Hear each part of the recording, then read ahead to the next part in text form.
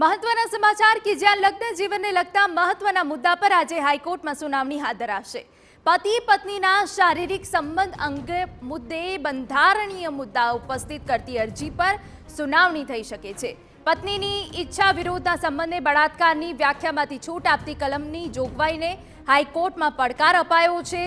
પત્ની સાથેનો શરીર સંબંધ એ પતિનો હક હોવાનું આ પહેલા કોર્ટનું અવલોકન હતું। સ્ત્રીની ગરિમા, ઈચ્છા, સમાનતા સહિતના વિવિધ મુદ્દા ઉપસ્થિત કરતી હાઈકોર્ટમાં અરજી થઈ છે। સંસદ કે વિધાનસભાએ પસાર કરેલા કાયદામાં જ્યુડિશિયલ રિવ્યુની આવશ્યકતા અંગે પણ આ પહેલા છણાવટ થઈ ચૂકી છે। પત્ની સાથેના પતિના શરીર સંબંધ અંગેની બંધારણીય જોગવાઈઓને અરજીમાં ટાંકવામાં આવી। સમાનતા, અભિવ્યક્તિના અધિકાર અને સ્વતંત્રતાના મુદ્દા પણ અરજીમાં ઉઠાવવામાં આવ્યા છે। આ પહેલા high court attorney general of India સહિતના પક્ષકારોને જારી કરી ચૂકી છે નોટિસ।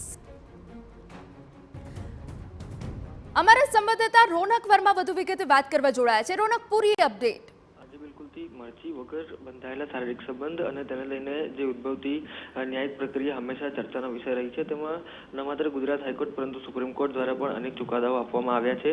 આ જ પ્રકારની એક અરજીને લઈને ગુજરાત હાઈકોર્ટમાં આજે સુનાવણી છે તે સંભવ થઈ છે।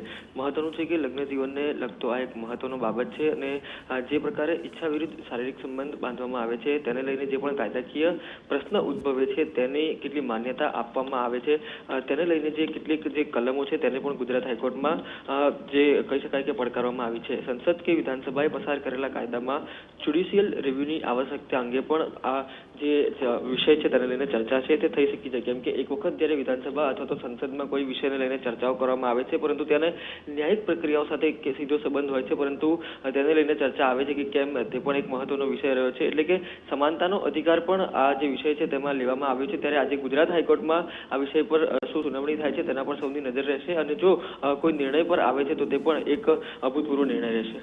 બિલકુલ, આભાર રોનક। તો મહત્વના મુદ્દાઓ પર આજે સુનાવણી હાથ ધરવામાં આવશે।